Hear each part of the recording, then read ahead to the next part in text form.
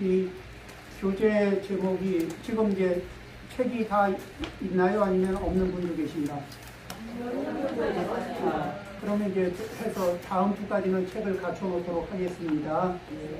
오늘은 그냥 이렇게 제가 읽어드리는 소리를 들으면서 하겠습니다. 싱알라를 가르치다. 이게 이제 요번 그 경전 제목인데, 이게 그 아함경 이쪽으로 번역되기로는 선생경, 먼저 성자, 날성자, 선생경.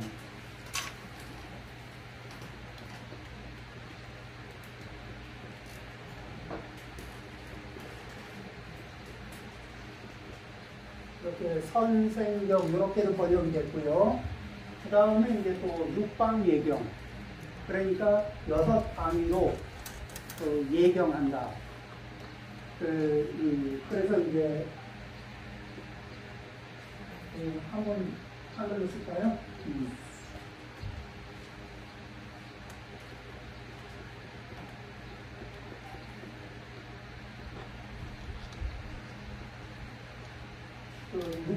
여섯 방위로 예를 올리는 걸 가지고서 그걸 주제로 해서 부처님이 말씀하셨다 해서 육방예경이라고도 번역된, 그래서 번역본이 이렇게 있고, 그리고 이 싱알라를 가르치다 이 얘기는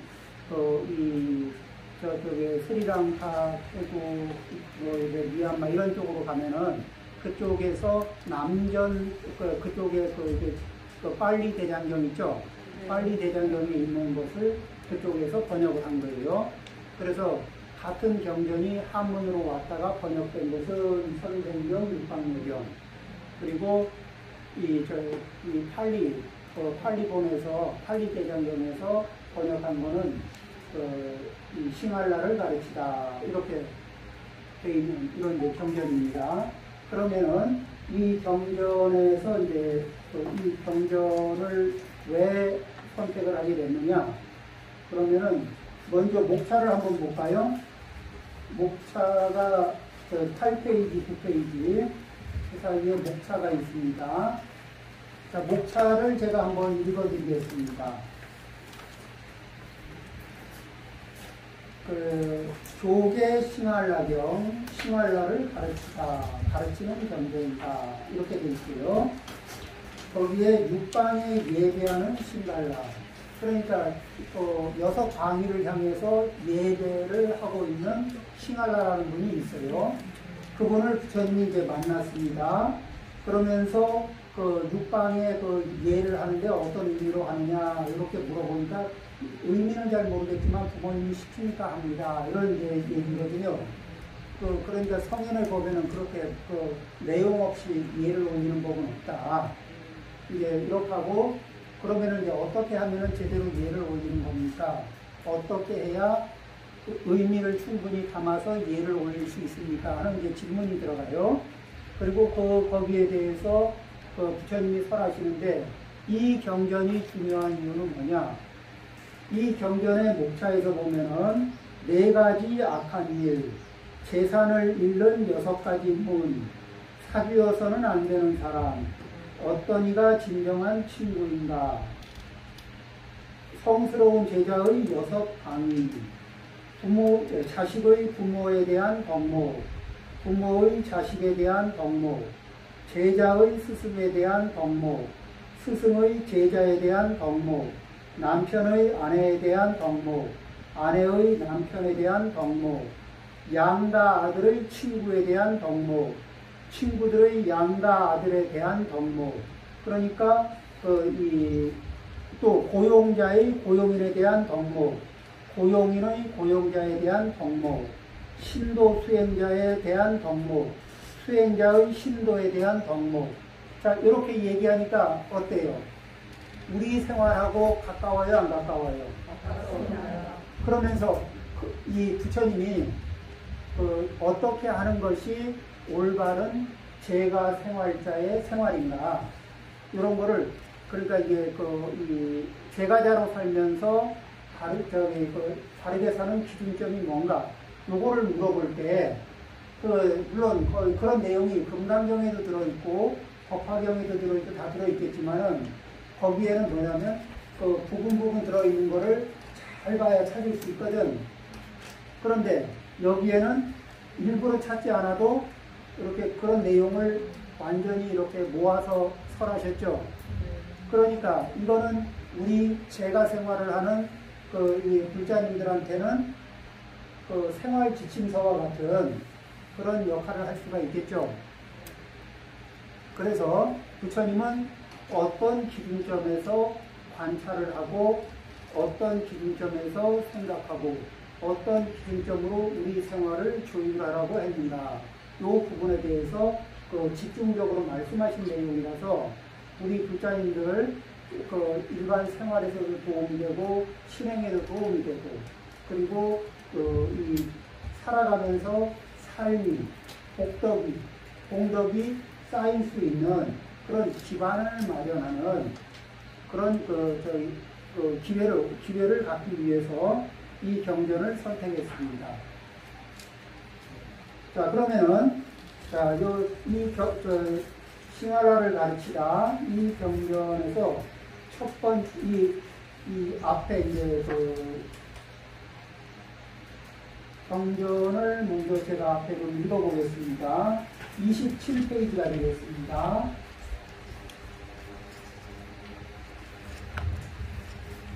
싱할라를 가르치다. 이 경전을 누가 번역하셨냐면 일장석 해농 스님. 해농 스님, 예전에 해인사 위원장을 지내셨던 스님인데, 일단 그 스님을 보면 위대합니다.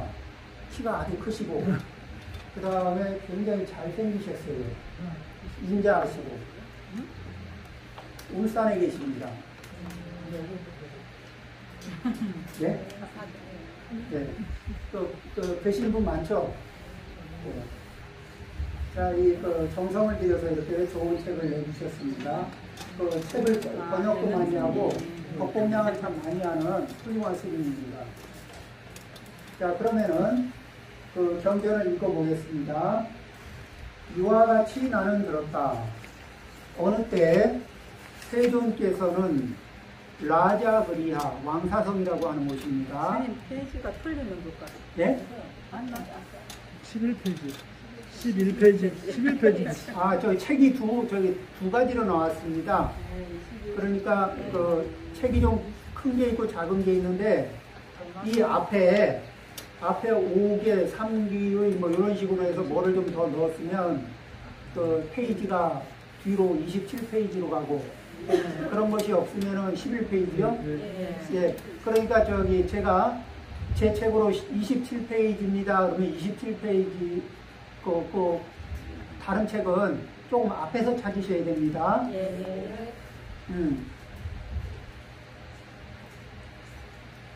어느 때 세종께서는 라자그리아 왕사성의 대나무숲 칼린다 카니바파, 요게 뭐냐면 중림정사. 우리 중림정사라는 얘기 많이 들었죠? 왕사성 쪽에 있는 중림정사, 그리고 저쪽에 사위성 쪽에 있는 기원정사, 아주 유명하죠? 중림정사에 머물고 계셨다. 어느 날 대부호의 아들인 싱할라는 이른 아침 왕사성을 나와 머리와 옷을 단정히 하고 합장한 뒤 동서남북 상하의 6방위의 예배를 하고 있었다. 그런데 이 싱할라가 이렇게 이른 아침에 나와서 이제 나오기 전에 뭐를 해요? 집에서 이제 머리도 단정히 하고 옷도 단정히 입고 이렇게 나오죠. 그리고는 이제 일찍 나와가지고 거기서 집에서 하고 나온 게 아니고 이 연못 쪽으로 가서 아침에 일찍 나와서 연못에 들어가서 이렇게 몸도 씻고 그 다음에 이제 머리도 단정히 하고 다시 옷을 단정히 잘 입고 아마 그랬을 인도 풍습 같으면 그럴 거예요. 그러면은 그렇게 옷을 단정히 이제 갖추어 입고 6방위를 향해서 동방, 서방, 남방, 북방, 그리고 이제 위쪽을 향해서 아래쪽을 향해서 생각하면서 절을 했겠죠. 그런데 이거를 하루만 했을까? 매일매일 했을까? 매일매일. 자, 그러면은, 자, 우리가 사람을 한번 생각을 해보죠. 우리는 어떤 것을 하나 결심을 하고, 이 내용은 왜 이렇게 하느냐 그러면 부모님이 너는 앞으로 평생을 그렇게 살아야 한다 하니까 예 하고 부모님하고 약속을 하셨거든. 그리고 이제 부모님은 돌아가셨어. 그 돌아가신 부모님하고 약속인데 그 약속을 지킨다고 매일매일 아침에 일어나서 이제 연못터에 가서 씻고 단정히 하고 예를 올리고 그리고 이제 하루를 시작하는 거예요. 우리가 어떤 무언가를 하나 생각을 해보는 겁니다. 싱할라라는 분이 평범한 사람인가 대단한 사람인가 여기 이런 거 우리가 볼 때는 어떤 이제 결과물을 얘기하기보다 내가 약속한 것을 나는 잘 지킬 수 있는가 없는가 지금 현재 내가 결심한 것을 나는 해내고 있는가 아니면 결심을 했다가 한 사흘 뒤에는 까맣게 잊어버리는가. 그러면은 우리가 결심을 하고도 잊어버리는 많은 경우에 우리가 뭔가를 결심하고 잊어버려요. 그러면은 뭔가를 결심하고 잊어버리는 원인이 뭐냐 이러면은 우리가 일상을 살아가면서 하루에 많은 것을 보고 듣고 살아갑니다. 그런데 이 보고 듣는 사이에 무엇을 중심으로 듣느냐, 무엇을 중심으로 보느냐 이러면은 우리는 눈으로 강한 자극이 오는 것부터 봅니다. 귀로는 강한 자극이 오는 소리부터 듣습니다. 그러니까 상대방이 내 말을 잘 안 듣는 것 같으면은 말을 조금 더 부드럽게 전달을 할까요? 아니면 자극이 강하게 메시지를 넣어줄까? 그러죠? 그리고 자극을 강하게 해서 이렇게 그렇게 메시지를 넣어서 나한테 주목해달라고 주문을 합니다. 그런데 우리는 평상시 우리가 하루하루를 살아가면서 보고 자극이 강한 것을 우선순위로 두고 보기도 하고 듣기도 하고 냄새도 맡고 맛도 보고 감촉도 느끼고 우선순위를 거기에 두는 거예요. 그러다 보니까 우리는 자극이 강한 보이는 것을 보고 자극이 강한 들리는 것을 듣고 자극이 강한 냄새를 맡고 자극이 강한 맛을 보고 자극이 강한 촉감을 느끼고 이렇게 생각을 합니다. 이렇게 생활을 해요. 또 어떤 생각을 많이 해요? 머릿속에 일어나는 자극이 강한 기억을 생각합니다. 그러죠? 그 중에는 자 우리가 음식으로 치면은 그 자극이 강한 거라고 항상 영양가가 가득할까? 자극이 강하다고 영양가가 가득하다는 보장은 없죠. 그러면 자극이 강한 시각 정보가 반드시 인생에 영향이 있다고 보장할 수 있을까요? 그렇지 않죠. 그럼에도 불구하고 우리는 강한 자극 쪽으로 눈길을 줍니다. 자, 그러면은 거기에서 우리는 부처님은 어떻게 하라는 거냐? 주어지는 강한 자극에 끌려다니면서 사는 것을 중생노름이라고 해요. 그러면은 우리는 어떻게 살아가느냐? 무엇을 볼 것인가? 이 인생에 영양가가 있는 것을 보기를 선택하고 그 다음에 그것에 집중을 하면은 그러면은 그것이 선명하게 보여요. 내가 주의력을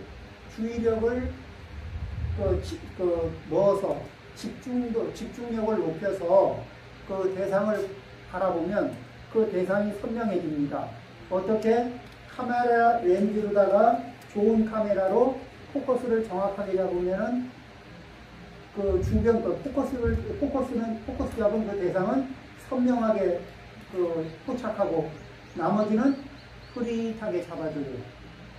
지금 여기에 선풍기 소리도 크고 제 말소리도 나는데 제 말소리에 집중을 하려고 하다 보면 선풍기 소리는 잊혀지기도 하거든. 지금 이제 선풍기라고 얘기하니까 선풍기 쪽으로 주의가 가서 그 소리가 제법 크게 들리는 거예요. 이렇게 우리는 생각을 해봅니다. 자극이 강한 순서대로 오면서 내 인생을 산란하게 계속 흔들도록 나를 그 산란한 상태에 놓이도록 방치할 것이냐, 안 그러면은 내가 내 인생을 만들어가기 위해서 집중해서 보고, 집중해서 듣고, 집중해서 냄새 맡고, 집중해서 맛을 보는 그래서 그런 것들을 선별적으로 골라서 하는 삶을 선택해서 인과를 만들 것이냐, 안 그러면 주어지는 대로, 강한 자극이 주어지는 대로 이렇게 흔들리면서 사는 인생을 만들 것이냐, 어느 쪽의 인생을 선택해야 될까? 우리가 한번 생각을 해볼 필요가 있습니다. 그러죠? 그러니까 들리는 대로 들을 거냐, 들어야 할 것을 듣기 위해서 집중하는 연습을 할 거냐, 보이는 대로 볼 거냐, 봐야 할 것을 보기 위해서 집중하는 힘을 길러낼 것이냐. 다시 한번 이제 얘기를 합니다. 자, 우리는 자기의 내가 행동하는 것, 내가 몸으로 행동하는 것을 이렇게 좀 떼놓고 볼 수 있고, 내가 말하고 있는 모습을 좀 떼놓고 객관적으로 바라볼 수 있고, 내 마음이 작동하고 있는 상태를 조금 이렇게 떼놓고 내 마음이 움직이는 것을 객관적으로 관찰할 수 있는 이런 상태에서 나를 바라보고 산다면은, 그러면은 나에 대해서 이해하기가 굉장히 쉽겠죠. 내가 뭔가를 어떤 계획을 하나 세웁니다. 계획을 하나 세우고 내 생각을 여기다 이제 집어넣었어요. 그런데 내가 여기에다가 그리고 내 생각 이렇게 써놓습니다. 이렇게 내 생각하고 딱 적어 씌워 놓으면은 누가 이거 좀 잘못됐는데 이렇게 얘기하면은 기분이 좋아, 안 좋아? 안 좋아요. 그러면 이거 별론데 그러면은 좀 문제가 있는데 그러면 받아들일까, 아니면 그 말을 한 사람까지 내치고 싶을까? 그런데 이 생각이, 내가 한 생각이 좀 부족할 수도 있지 않을까? 자, 예를 들면 10년 전에 내가 뭔가를 생각을 했어요. 그리고 계획을 세우고 실천을 해본 게 있거든. 그런데 10년이 지난 지금 돌이켜서 생각을 해보면은 그때 누가 또 좀 부족한데 하고 얘기해도 뭔 소리야 하고 다 내쳤거든. 그렇게 생각했던, 그렇게 만들었던 계획 10년 후쯤 지나서 돌이켜보면은 어때요? 그때 내가 다른 사람 말을 다 내치고 쌩까고 모른 척하고 이게 배척한 것이 참 잘했다, 이런 생각이 드나요? 네, 그렇진 않을 거예요.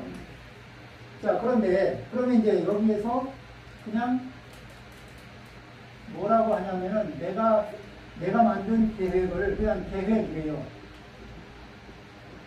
그리고 목표는 좋은 계획입니다.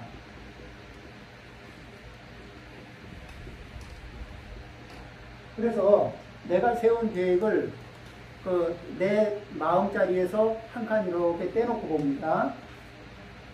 나하고 상관없는 것처럼 이렇게 계획은 내가 만들었지만 그렇게 떼놓고 보는 거예요. 그런 상태에서 좋은 계획을 만드는 게 목표예요. 그래서 이제 사람들한테 내놨습니다. 좋은 계획을 만들려고 해서 기본안을 이렇게 만들었습니다. 이렇게 내놓으면 이 계획의 장점, 이런 부분은 장점이고 이런 부분은 좀 아쉽고 이러면서 얘기를 하면은 내가 이 안에 내 거 이런 생각이 아니라 좋은 계획을 만들기 위해서 이렇게 그 관찰자로서 의견을 모으는 입장으로 이렇게 서 있으면은 그러면 다른 사람 말이 들릴까 안 들릴까? 그러면 보완이 돼야 안 돼요. 그렇게 보완을 해서 계획을 만들면은 누가 좋아요? 내가 좋죠. 계획을 만드는 내가 좋잖아요. 그럼 이게 계획이 아니라 이 계획 앞에 뭐라고 쓰냐면은 인생이란 말을 써줄까요? 자, 인생 계획입니다. 그런데 내가 세운 인생 계획에 누가 맞다 틀리라고 얘기하면은 그 받아들이고 싶어요? 안 받아들이고 싶어? 왜냐하면 내가 그 인생 계획에 딱 달라붙어 있기 때문에 그렇거든. 그런데 내 인생 계획에서 내가 이렇게 발을 빼고 있는 겁니다. 관찰자 입장에서. 이게 세워놓은 계획은 그대로 두고, 그러면서 내가 세워놓은 계획을 그 다른 사람들하고 같이 이렇게 그 지구본 같이 갖다 놓고 지구본을 돌려가면서 서로 이렇게 관찰하듯이 대화하듯이 그렇게 내 계획을 이렇게 객관적으로 올려놓고 이야기를 대화 대상으로 이렇게 올려놓습니다. 그러면은 나는 많은 도움을 받을 가능성이 있을까 없을까? 많은 이게 도움을 받을 수 있는 가능성이, 그리고 또 내가 미처 생각하지 못한 그런 부분들을 이게 보충할 수 있는 힘이 생기겠죠. 자, 누가 현명할까? 자, 1번 내가 세운 대로 무조건 밀고 간다. 2번 내가 세웠더라도 이걸 초안이라고 생각하고 이게 이 지구본을 이렇게 지구본처럼 객관적으로 이렇게 바깥에 내 마음 바깥에 내놓고, 그리고 관찰자가 돼서 사람들을 초대해서 같이 관찰하면서 이것에 대해서 토론한다. 그러려면은 이것이 내 거다 이런 집착이 강하면 강할수록 충고를 받아들이기가 어려워지고,